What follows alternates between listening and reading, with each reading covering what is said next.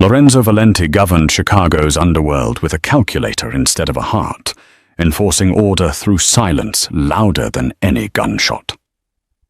On a rainy November Tuesday inside the Obsidian's exclusive VIP room, he replaced standard interrogation methods with a glass of water and a loaded Glock 19. While his toughest henchmen sweated through their suits, Sarah, a 23-year-old waitress, did not just survive his loyalty test. She humiliated him with absolute, unnerving calm. That single moment of defiance sparked a brutal war that would bring the city to its knees. This is the true story of the waitress who didn't flinch. The Obsidian wasn't just a nightclub. It was a fortress wrapped in velvet and polished brass, sitting ominously on the edge of the Chicago River. To the public, it was where the city's elite came to burn money. To the Chicago Police Department, it was a black hole where evidence disappeared. And to Sarah Miller, it was just the only place in the city that paid enough in tips to cover her grandmother's dialysis bills. Sarah was 23, with hair the color of dried wheat and eyes that had seen too much for her age. She wasn't the type of girl who dreamed of being saved. She was the type who knew exactly where the fire exits were in every room she entered. She kept her head down, her apron clean, and her mouth shut. That was the golden rule at the Obsidian. See everything, say nothing. It was 11:45 p.m. on a Tuesday. The club was throbbing with a deep bass line, but the VIP section, a raised platform separated by soundproof glass, was dead silent. "Table 1 is yours tonight, Miller," the floor manager, a sweaty man named Greg, hissed as he shoved a tray into her hands. His hands were shaking. "Don't screw it up. Enzo is in a mood." Sarah felt a cold prickle at the base of her spine. She didn't need to ask who Enzo was. Lorenzo Enzo Valenti, the head of the Valenti crime family. He didn't come to the Obsidian to party. He came to conduct business that couldn't be discussed over phone lines. "I'll handle it," Sarah said, her voice steady, though her grip on the tray tightened. She pushed through the heavy oak doors into the VIP suite. The air inside was thick, smelling of expensive leather, stale fear, and Davidoff cigar smoke. There were 6 men in the room. 5 of them were standing, their hands hovering near the bulges in their jackets. Only one was sitting. Lorenzo Valenti looked more like a Wall Street shark than a mobster, but the eyes gave him away. They were dark, almost black, and completely devoid of warmth. He was wearing a charcoal 3-piece suit that probably cost more than Sarah's entire education. He didn't look up when she entered. He was busy staring at a man kneeling on the floor in front of him, a man Sarah recognized as a low-level dealer named Ricky. Ricky was crying. "Please, Mr. Valenti," Ricky sobbed, snot running down his nose. "I didn't talk to the feds.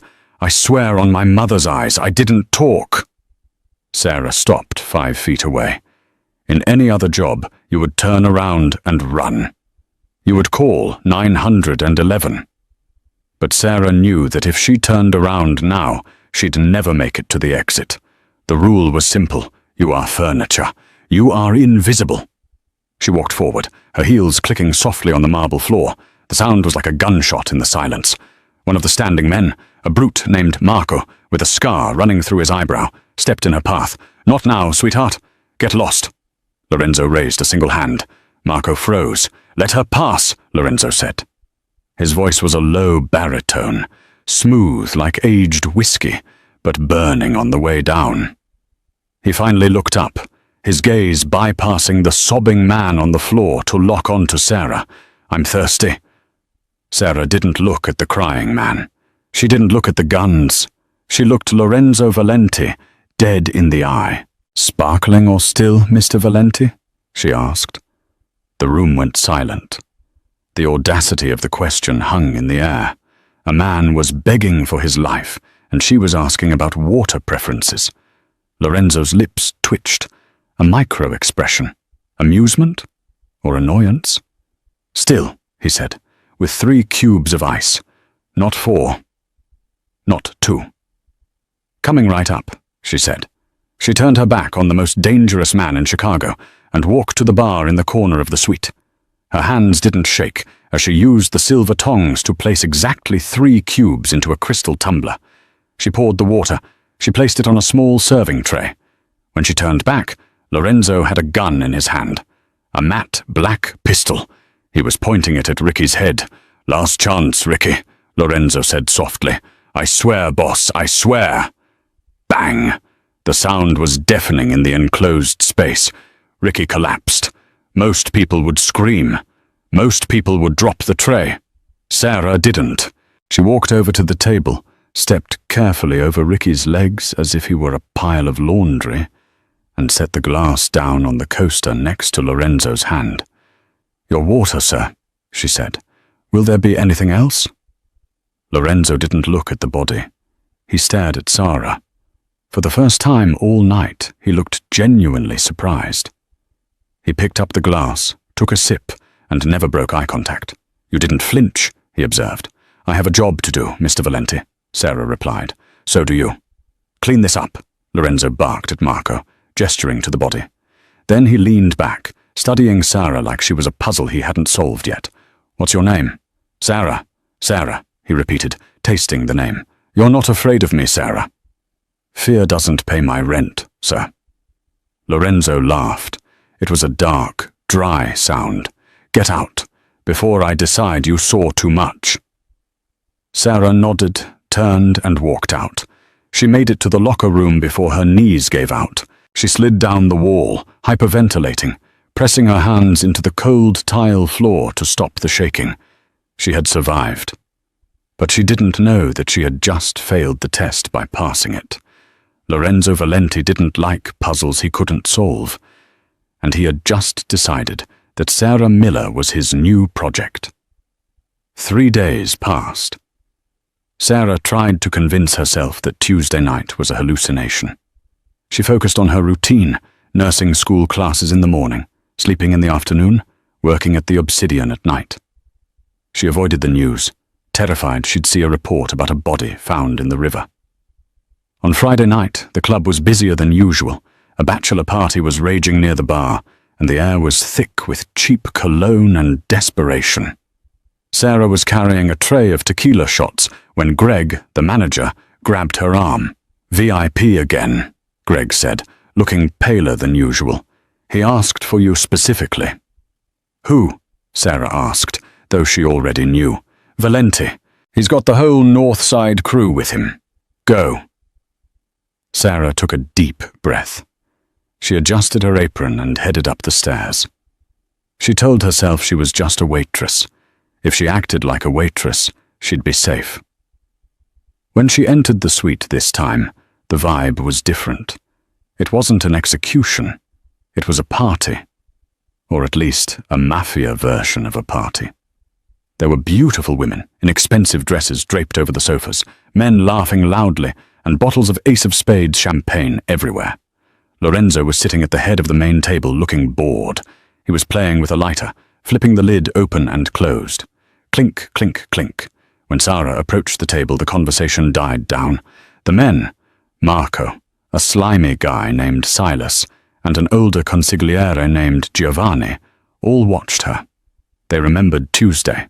"Sarah," Lorenzo said, not looking up from the lighter. "You're late." "I have other tables, Mr. Valenti," she said, setting down fresh glasses. "Not anymore. Tonight, you belong to this table." He gestured to the empty seat next to him. "Sit." It wasn't a request. "I can't sit with customers, sir. It's against policy." "I own the building," Lorenzo said, finally looking at her. "I own the policy. Sit." Sarah hesitated, then sat on the edge of the leather sofa, keeping a respectable distance. "Everyone," Lorenzo announced to the room, his voice cutting through the chatter. "This is the girl I told you about, the one with ice in her veins." The men laughed. One of the women, a brunette with sharp eyes, glared at Sarah. "She looks like a stiff breeze would knock her over," Marco sneered. "Let's test that," Lorenzo said. He reached into his jacket and pulled out a heavy silver revolver. He opened the cylinder, emptied the bullets onto the glass table, and picked up a single round. He slid it back into the chamber and spun the cylinder. Whir, click, Russian roulette. The room went deathly still. The music from downstairs thumped through the floor, a dull heartbeat. "Here is the game," Lorenzo said, sliding the gun across the table toward Sarah. It spun and stopped with the barrel pointing at her chest. "You want a tip tonight? Pick it up, point it at the wall, pull the trigger. If it clicks, you get $5,000. If it bangs, well, I'll pay for your funeral." Sarah looked at the gun. It was a test of obedience, or maybe a test of stupidity. "And if I refuse?" she asked quietly. "Then you walk out of here, and you never come back. You lose the job, and I make sure no one in Chicago hires you, not even a diner."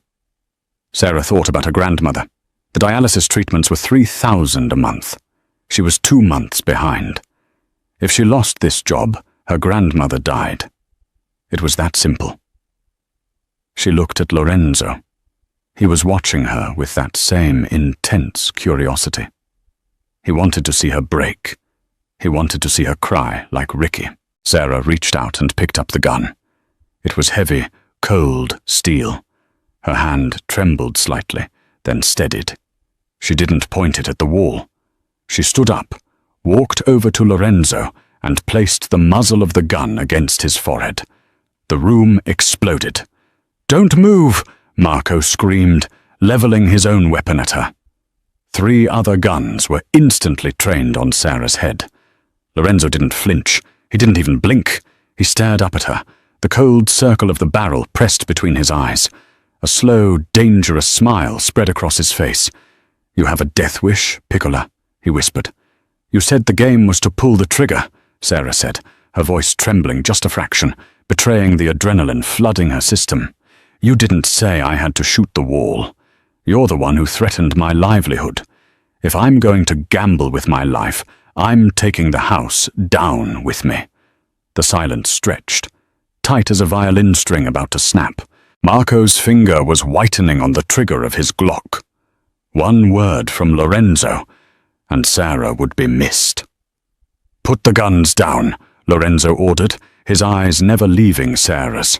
"Boss, she's got a piece on you," Marco yelled. "I said put them down," Lorenzo roared. Reluctantly, the men lowered their weapons. "Go ahead," Lorenzo said softly to Sarah. "Pull it. Let's see who Destiny likes more today. You or me?" Sarah's finger tightened on the trigger. She calculated the odds. 1 in 6. Click. The hammer fell on an empty chamber. Sarah exhaled, a ragged breath she hadn't realized she was holding. She lowered the gun and set it back on the table. "That's $5,000, she said. "Cash." Lorenzo stared at her for a long moment. Then he threw his head back and laughed, a genuine, loud laugh that shook his shoulders. He reached into his jacket, pulled out a thick stack of bills and tossed them onto the table. "Give her 10, Lorenzo said to Marco, "and get her a drink. She's not a waitress anymore." He looked at Sarah, his eyes shining with a dark, possessive light. "You passed," he said. "Now the real work begins." Sarah took the money. She knew she should run. She knew she had just walked into the lion's den and slapped the lion. But as she looked at Lorenzo Valenti, she realized something terrifying. She wasn't just scared, she was exhilarated, and Lorenzo knew it. The money sat on Sarah's kitchen table like a radioactive brick, $10,000 in used hundreds, wrapped in a rubber band. It was enough to pay for 3 months of her grandmother's dialysis, plus rent on their crumbling 2-bedroom apartment in Cicero, just outside the city limits. It was 4 a.m. Sarah hadn't slept. She was scrubbing her hands in the sink, the water scalding hot, scrubbing until her skin was raw and pink. She couldn't wash off the sensation of the cold steel trigger against her finger. "Sarah?" The voice was weak, raspy. Sarah froze, turned off the tap, and dried her hands on a dish towel. She walked into the living room, which had been converted into a makeshift hospital room. A hospital bed took up most of the space, surrounded by whirring machines and tangles of plastic tubing. Grandma Rose was awake, her skin the color of old parchment. "I'm here, Gram," Sarah whispered, sitting on the edge of the bed. You smell like smoke, Rose murmured, her eyes clouded with cataracts. And expensive cologne. Trouble? No trouble, Sarah lied smoothly. Just extra shifts. Big tippers tonight. Rose gripped Sarah's hand with surprising strength. You have your father's hand, Sarah. Steady. Too steady. Be careful. The quiet ones, they're the ones the devil watches. Sarah stiffened. Her grandmother didn't know the half of it. The truth was, Sarah Miller didn't exist. Her birth name was Serafina Moretti, the estranged daughter of a freelance cleaner who used to scrub crime scenes for the highest bidder in the 90s. Her father hadn't taught her how to ride a bike. He had taught her which household chemicals removed blood from grout and how to spot a liar by the vein throbbing in their neck. He had been murdered when she was 12, a loose end tied up by an unknown employer. Sarah had spent the last decade hiding, pretending to be a nobody, but Lorenzo Valenti had seen through the mask. The next evening, Sarah didn't go to the Obsidian. She received a text message on her burner phone at 6 p.m., no number, just an address and a time, the Palmer House, Hilton, Penthouse Suite, 8 p.m. Wear the black dress. A box had been left at her doorstep. Inside was a black silk gown, sleek and backless, with a pair of Jimmy Choo heels that cost more than her car. Sarah debated running. She could pack the car, grab her grandmother, and drive until the gas ran out. But Lorenzo Valenti had resources. If she ran, he would hunt her. If she went, she might survive. She put on the dress. It fit perfectly, a terrifying detail that meant he had been watching her long enough to know her measurements. At 8 p.m. sharp, a black Lincoln Navigator idled outside her building. The driver was Marco, the scarred brute from the club. Get in, Marco grunted, not opening the door for her. The ride to downtown Chicago was silent. Marco watched her in the rear-view mirror, his eyes filled with suspicion. He knew she had held a gun to his boss's head, and he couldn't understand why she was still breathing.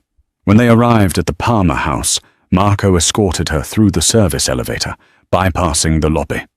They went straight to the top. The penthouse was a sprawling masterpiece of gold leaf and velvet. Lorenzo was standing by the window, looking out at the city lights. He held a glass of scotch in one hand and a dossier in the other. Serafina, he said, without turning around. Sarah stopped in the middle of the room. Her heart hammered against her ribs, but her face remained a mask of boredom. My name is Sarah. Your name is whatever I say it is. Lorenzo turned. He dropped the dossier on the coffee table. It fanned open. Photos of her father. Photos of the crime scene where he died. Photos of Sarah, at 12 years old, covered in dust. Your father was Arthur the janitor Moretti, Lorenzo said, walking toward her. The best cleaner in the Midwest. He could make a massacre look like a tea party. Legend has it. He taught his little girl the trade. He taught me how to survive, Sarah said, cold why. Something you seem determined to make difficult. I don't want you to clean for me, Sarah. Lorenzo stopped inches from her. The scent of sandalwood and danger radiated off him. I have men for that. I have Marco. Then what do you want? I want your eyes. Lorenzo circled her. You walked into a room with a dead body and a man with a gun, and you noticed that I wanted 3 ice cubes. You noticed the details while everyone else was focused on the blood. That is a rare talent. In my world, people panic. They miss things. You don't. He stopped in front of her again, his dark eyes boring into hers. I have a meeting tonight, a negotiation with the Kovac syndicate. The Russians, they are unpredictable. I need someone who isn't one of my soldiers, someone they won't look at twice, a pretty girl on my arm. You want me to be a prop? I want you to be a spy, Lorenzo corrected. I want you to watch their hands, watch their eyes, watch the exits. If you see something wrong, you tell me. If you save my life, I clear your grandmother's medical debt. Permanently. I'll move her to a private clinic in Switzerland if I have to. Sarah's breath caught. It was the one offer she couldn't refuse. And if I die? Then I'll pay for a very nice headstone, Lorenzo smirked. He held out his arm. "Shall we?" Sarah looked at his arm, then at the dossier on the table. She was stepping off a cliff, and she knew it. But for the first time in her life, she felt like she was stepping toward her destiny rather than running from it. She took his arm. "3 ice cubes, Mr. Valenti. Don't forget." The venue was the Art Institute of Chicago, rented out for a private charity gala that was essentially a summit for the city's criminal underground. The cover story was a fundraiser for orphanages, which was ironic, considering how many orphans the men in this room had created. The air was filled with the sound of a string quartet playing Vivaldi and the clink of champagne flutes. But underneath the civility, the tension was thick enough to choke on. The room was divided. On the left, the Italian families, led by the Valentis. On the right, the Kovac Syndicate, a brutal Russian organization that had been encroaching on the South Side heroin trade. Lorenzo moved through the crowd like a shark in a koi pond. He smiled, shook hands, and exchanged pleasantries, but his left hand never left the small of Sarah's back. It felt less like an embrace and more like he was steering a weapon. "Smile," he whispered in her ear. "You look like you're at a funeral." "Maybe I am," Sarah muttered, scanning the room. She went into work mode. It was a state of mind her father had taught her. Detach, observe, catalogue. She ignored the diamonds and the silk ties. She looked for the bulges under jackets. She looked for the exits. She looked for the staff. "That's Nikolai Kovac," Lorenzo said quietly, nodding toward a massive man near the sculpture exhibit. Nikolai looked like a bear shaved into a tuxedo. He had a thick neck, hands the size of shovels, and a smile that didn't reach his pale blue eyes. He was surrounded by 4 bodyguards who looked like they were carved out of granite. "Lorenzo!" Nikolai boomed, his voice carrying over the music. He opened his arms wide. "My friend, you bring beauty to the beast's den, yes?" Lorenzo stepped forward, pulling Sarah with him. "Nikolai, this is Sarah." Nikolai grabbed Sarah's hand and kissed it. His lips were wet and cold. "Charmed. You are very brave, little flower, to be with this wolf." "I like wolves," Sarah said, pulling her hand back slowly. "They're loyal." Nikolai laughed, but his eyes narrowed. "Loyalty is expensive, darling. Sometimes too expensive." The 2 bosses moved to a private table near the balcony, ostensibly to discuss territory boundaries. Sarah sat next to Lorenzo, sipping a glass of water. No ice this time. As the men spoke in coded metaphors about distribution channels and shipping lanes, Sarah let her gaze drift. She scanned the room. She watched the waiters. There was a rhythm to service. Pour, turn, step, retreat. Pour, turn, step, retreat. Her eyes landed on a waiter servicing the Kovac side of the table. He was young, blonde, with a nervous tick in his jaw. He was carrying a bottle of vintage Pinot Noir. He approached Nikolai's glass. He poured perfectly. Then he approached Lorenzo's glass. Sarah frowned. The waiter's grip on the bottle changed. His index finger slid down the neck of the bottle, covering the label. It was a subtle shift, something a normal person would miss. But Sarah knew about mechanics. She knew about leverage, and she noticed his shoes. All the waiters were wearing standard-issue polished dress shoes.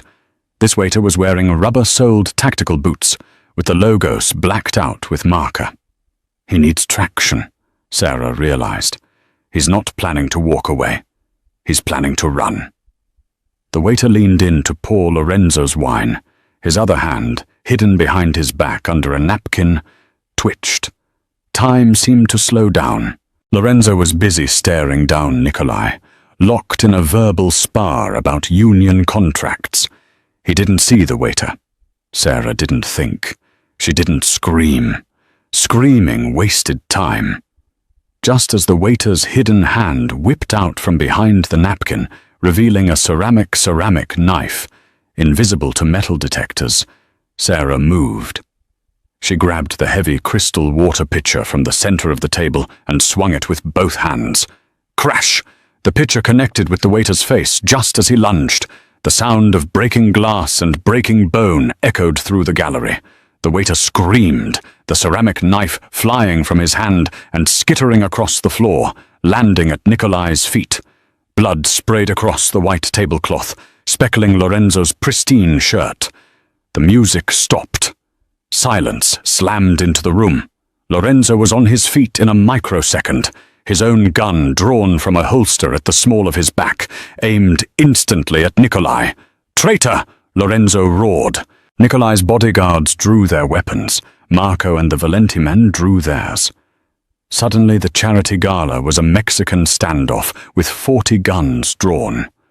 "I did not order this!" Nikolai shouted, holding his hands up, his face pale. He looked down at the ceramic knife. "This is not my man!" The waiter was writhing on the floor, clutching his ruined face. Sarah stood over him, breathing hard, a shard of the glass pitcher still clutched in her hand like a dagger. Lorenzo looked at the waiter, then at the knife, and finally at Sarah. He saw the blood on her dress.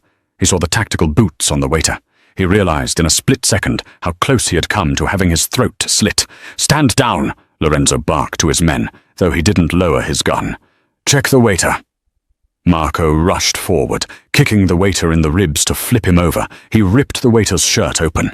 There, tattooed on the waiter's chest, was not the symbol of the Kovac syndicate, and not the Valenti crest. It was a black serpent eating its own tail. A collective gasp went through the older men in the room. "Ouroboros," Nikolai whispered, looking genuinely terrified. "The third faction." Lorenzo's face went hard as stone. This wasn't a turf war anymore. This was an invasion by a ghost enemy that wasn't supposed to exist. He lowered his gun slowly, his eyes locking onto Sarah. She was shaking now, the adrenaline fading, leaving the cold reality of violence in its wake. Lorenzo walked over to her. He didn't check the waiter. He didn't yell at Nikolai. He took his tuxedo jacket off and draped it over Sarah's shoulders, covering the bloodstains on her dress. "You missed a spot," Sarah whispered, pointing to a speck of blood on his cheek. Lorenzo reached out, his thumb brushing her jawline, wiping away a stray droplet of water. "You saved the king," Lorenzo said, his voice low enough that only she could hear. "That makes you a queen, Sarah. And queens, they never get to leave the board." He turned to the room, his arm wrapping around her waist, pulling her flush against him. "This meeting is over," Lorenzo announced. "We have a war to plan." As they walked out of the Art Institute, flanked by a wall of armed men, Sarah looked back. Nikolai was staring at her, not with hatred, but with calculation. She had just exposed a new enemy, saved the most powerful man in Chicago, and proven herself to be more dangerous than any soldier in the room. The test was over. The game had just begun. The drive from the Art Institute was a blur of rain and sirens. Lorenzo didn't take Sarah back to her apartment in Cicero. He didn't take her to the Obsidian. The convoy of black SUVs wove through the city, taking erratic turns to shake any tails, before disappearing into the underground parking garage of a nondescript steel and glass tower in the loop. "Where are we going?" Sarah asked. She was still wearing Lorenzo's tuxedo jacket. It smelled of gunpowder and expensive cologne, a scent she was beginning to associate with safety. "The bunker," Lorenzo replied. "My penthouse is compromised. If Ouroboros could get a waiter into that gala, they can get a delivery boy into my building. Tonight, we go off the grid." The bunker was a cold, modernist apartment on the 40th floor with bulletproof windows and a dedicated server room. It wasn't a home. It was a command center. Lorenzo dismissed his men at the door, keeping only Marco stationed in the hallway. Once the heavy steel door clicked shut, the adrenaline finally left the room, leaving behind a heavy, exhausting silence.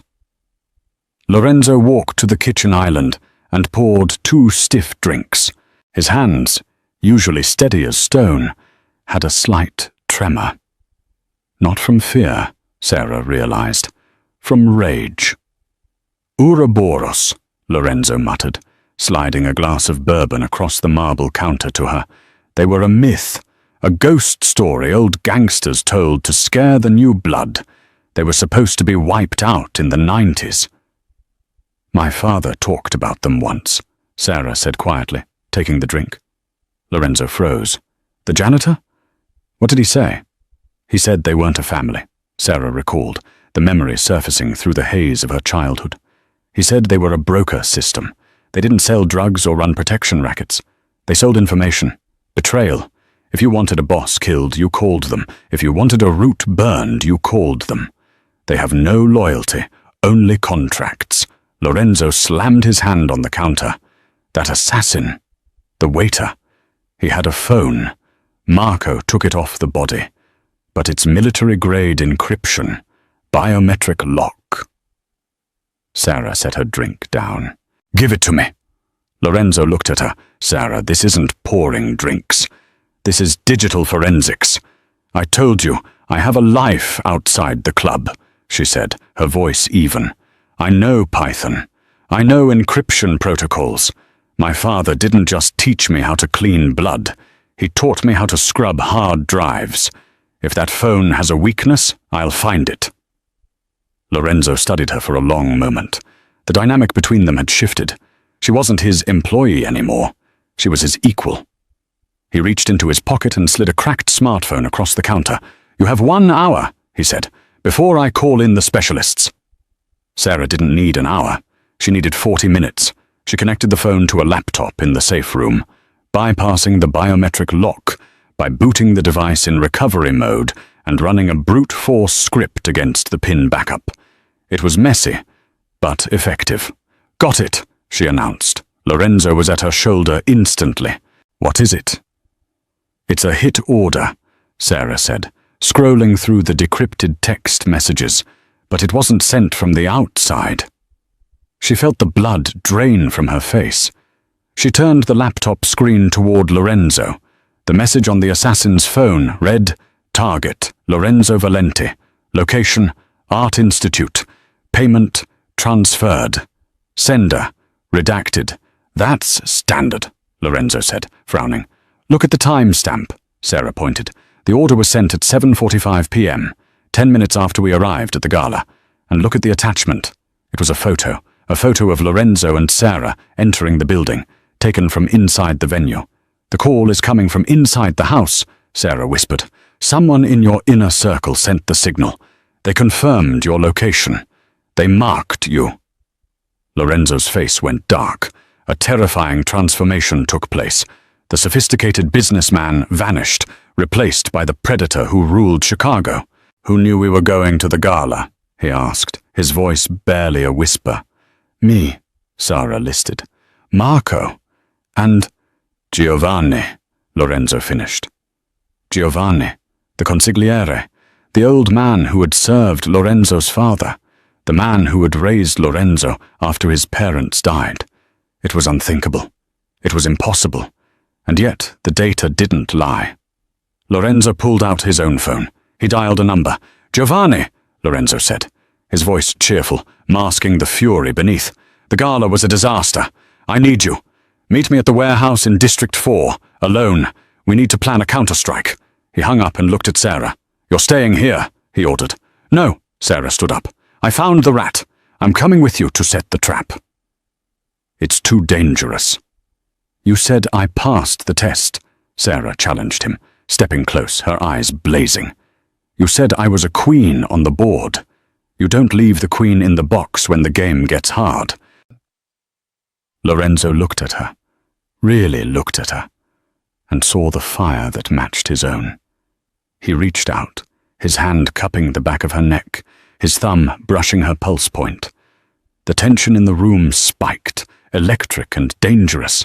If you come, he whispered, there is no going back to the diner, Sarah. After tonight, you are Valenti blood. You are mine. Sarah didn't flinch. I was never really a waitress, Lorenzo. He kissed her. It wasn't soft. It was a seal of a dark pact. Get your coat, he said, pulling away. We have a traitor to kill. The warehouse in District 4 was a rusting hulk of iron and corrugated steel, a relic of Chicago's industrial past. Rain hammered against the metal roof, creating a deafening drumbeat that masked the sound of footsteps. Lorenzo and Sara waited in the shadows of the catwalk, 20 feet above the ground floor. Marco and 4 trusted soldiers were hidden behind crates below. At 2 a.m., a lone car pulled into the bay. The headlights cut through the gloom, illuminating the dust motes dancing in the air. Giovanni stepped out. He was an elderly man, using a cane, dressed in an impeccably tailored beige overcoat. He looked like a grandfather, harmless and frail. He walked to the center of the warehouse. "Lorenzo?" he called out. "I'm here." Lorenzo stepped out onto the catwalk, looking down like a vengeful god. "Hello, Uncle," Lorenzo's voice echoed. Giovanni looked up, squinting. "Why are we up there? Come down, Enzo. We have business." "We do," Lorenzo called back. "I want to talk about the Art Institute. I want to talk about how the assassin knew exactly where I was standing." Giovanni paused. He leaned on his cane. "We have leaks, Enzo. I told you this. The organization is porous. The leak isn't porous, Giovanni. It's a flood, and it's coming from your phone." Lorenzo signaled Marco. Below, the soldiers emerged from the shadows, guns trained on the old man. Giovanni didn't panic. He didn't beg. He simply sighed, a sound of deep disappointment. He straightened up, and suddenly, the frailty vanished. He tossed the cane aside. He didn't need it. "I told your father you were too sentimental," Giovanni said, his voice changing, losing its warmth. "You think loyalty is a currency. It's not. It's a shackle." "Why?" Lorenzo asked, the pain audible in his voice. "You raised me. And you grew up to be a dinosaur," Giovanni spat. "The families are dying, Enzo. The old ways, honor, territory, omerta. It's bad for business. Ouroboros, they are the future. Corporate crime. No borders, no names. Just profit. They offered me the city. All I had to do was remove the obstacle." "I'm the obstacle," Lorenzo stated. "You are the past." Giovanni snapped his fingers. Sara, watching from the catwalk, felt a shift in the air. Her eyes darted to the shadows behind Marco and the loyal soldiers. "Lorenzo!" she screamed. "The crates!" It was too late. The shipping crates surrounding Marco and the soldiers burst open. Men in tactical gear, mercenaries, not mobsters, poured out. They were Ouroboros kill squads. The ambush had been ambushed. Gunfire erupted instantly. It was a massacre. 2 of Lorenzo's men went down in the first second. Marco roared, flipping a table for cover, returning fire with dual pistols. "Get down!" Lorenzo tackled Sara on the catwalk as bullets sparked against the railing where she had been standing. "We're trapped!" Sara yelled over the noise. "The roof!" Lorenzo shouted. "There's a fire escape!" They scrambled along the catwalk, bullets pinging off the metal grating beneath their feet. Below, the battle was chaotic. Giovanni was walking calmly through the crossfire towards the exit, protected by the Ouroboros mercenaries. Lorenzo stopped. He looked down at Giovanni, then at the exit, then at Marco, who was pinned down and taking heavy fire. "Go!" Lorenzo shoved Sara towards the ladder. "Get to the car!" "What are you doing?" "I'm not leaving my men." Lorenzo vaulted over the railing, dropping 20 feet onto a stack of pallets below. He rolled, came up shooting, and took out 2 mercenaries flanking Marco. "Boss!" Marco yelled, bleeding from a shoulder wound. "Get out of here!" "Not without you!" Lorenzo roared, firing his Glock until it clicked empty, then reloading with a speed that blurred the eye. Sara stood at the top of the ladder. Logic told her to run. The calm waitress would run. But Serafina Moretti... She didn't run. She saw Giovanni reaching the bay door. He was getting away. If he escaped, the war would never end. Sara looked around. She saw the control panel for the overhead crane. It was an old industrial magnet system. She rushed to the panel. It was rusted, the labels faded. She didn't need labels. She slammed the lever forward.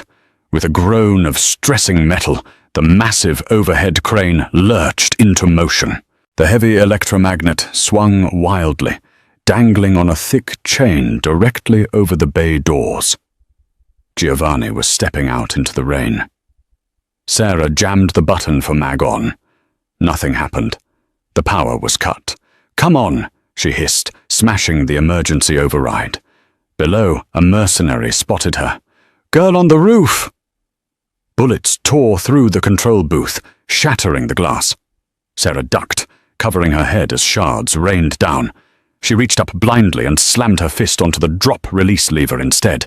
The heavy steel hook block, weighing 2 tons, detached from the magnet housing. It fell. It didn't hit Giovanni. Sarah's aim wasn't that perfect, but it crashed into the concrete directly in front of his car, smashing the engine block of his getaway vehicle and sending concrete shrapnel flying. The explosion of force knocked Giovanni off his feet. The distraction was enough. The Ouroboros mercenaries faltered, looking at the blocked exit. Lorenzo saw the opening. "Push!" he screamed to Marco. They advanced, a wall of lead cutting down the mercenaries who were now scrambling without an exit plan. Lorenzo reached Giovanni. The old man was on the ground, dazed, coughing in the dust. Lorenzo stood over him, breathing hard, his suit torn, his face splattered with grime. He aimed his gun at the man who had been his father.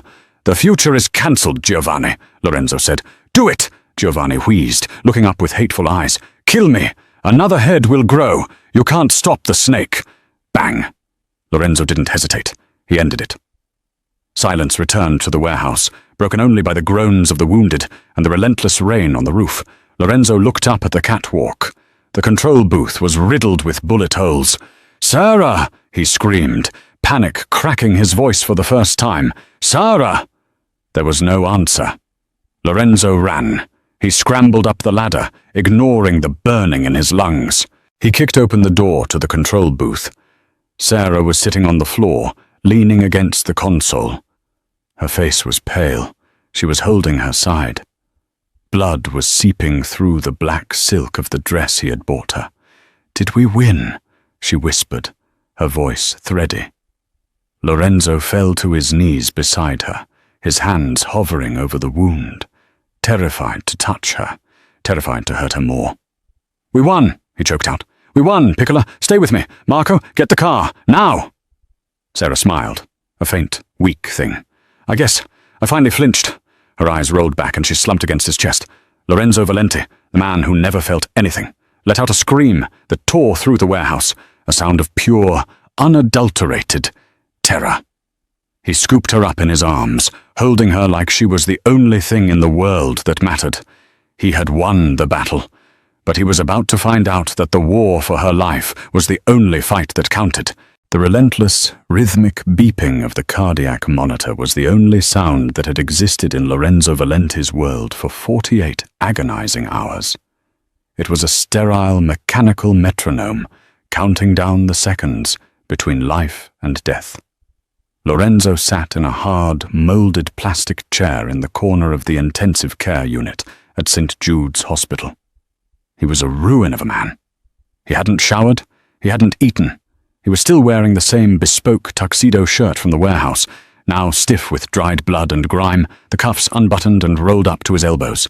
His jaw was dark with stubble, and his eyes were rimmed with red, burning with an exhaustion he refused to acknowledge. The hospital staff was terrified of him.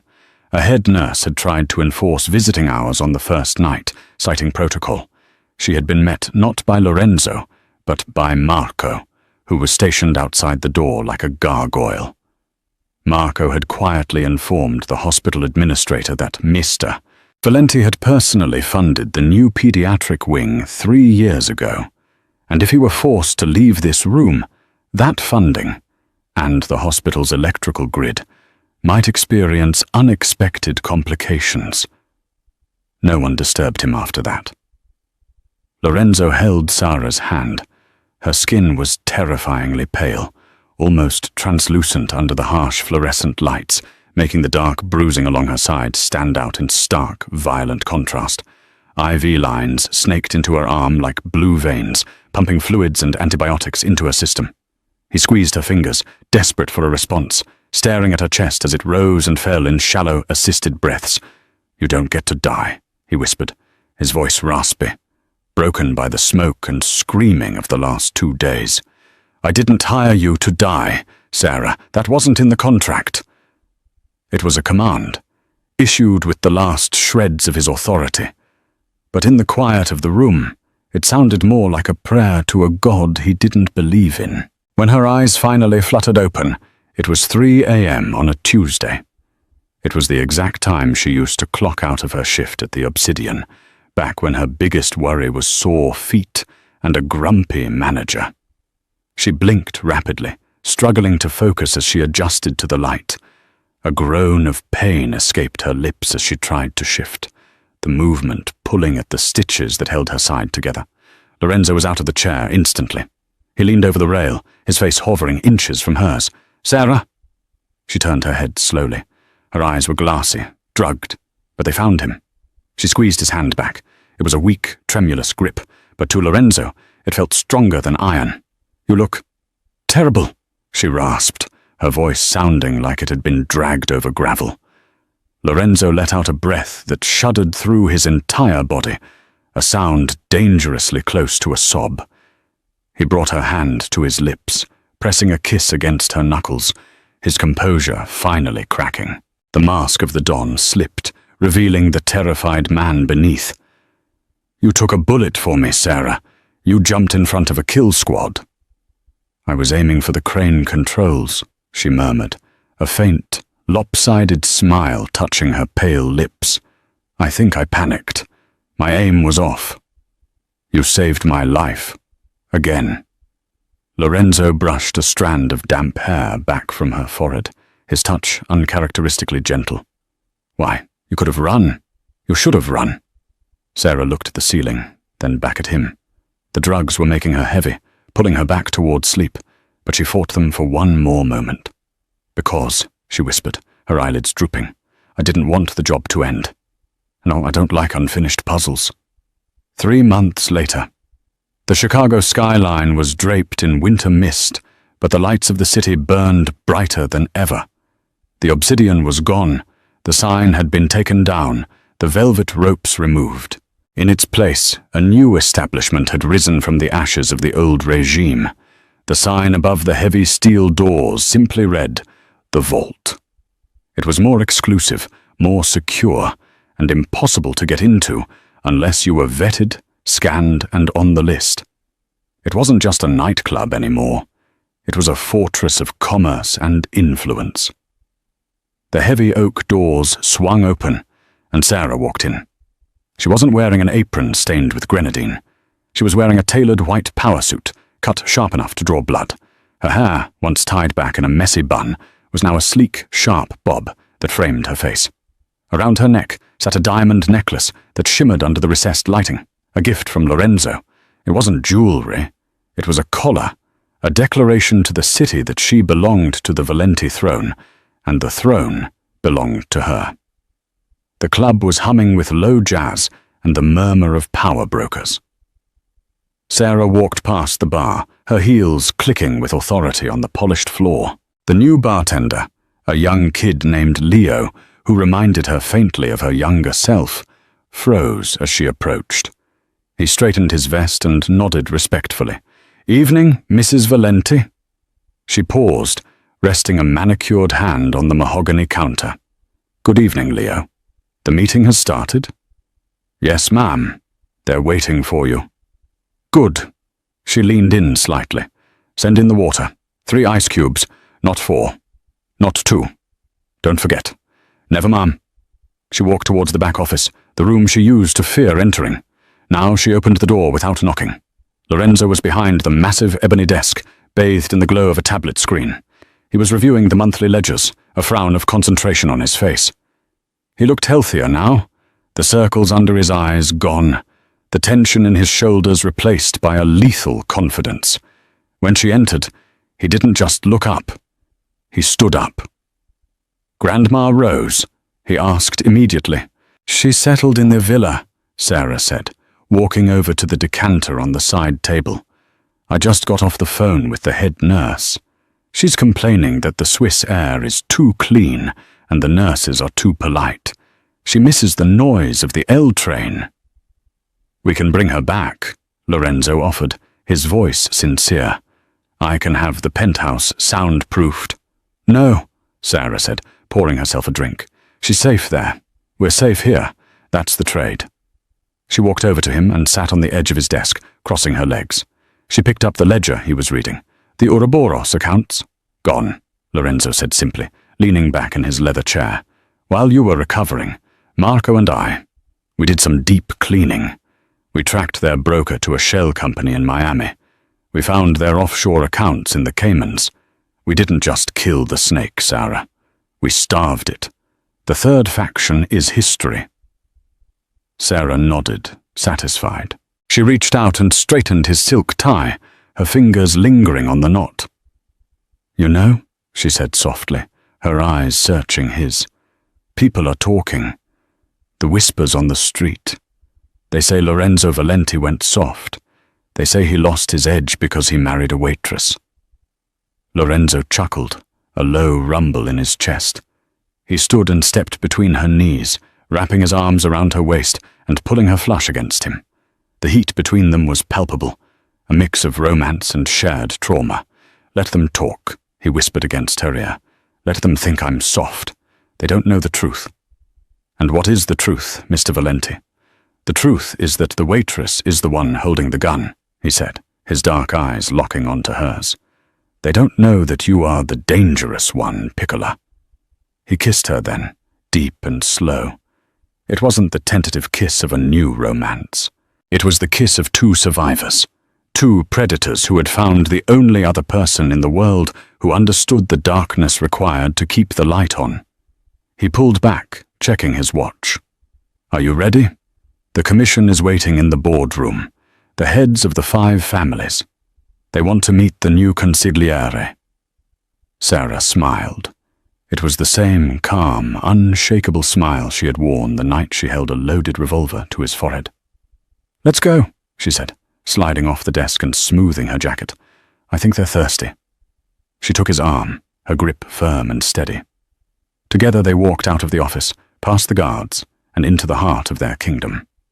The waitress who didn't flinch had become the queen who didn't bow, and Lorenzo Valenti, the man who was once said to have a calculator for a heart, had finally found the one variable he couldn't solve, and the only one he was willing to bleed for. And that is how a 23-year-old waitress brought the most dangerous man in Chicago to his knees. Not with a weapon, but with sheer, undeniable nerve. Sarah didn't just survive the Mafia. She conquered it.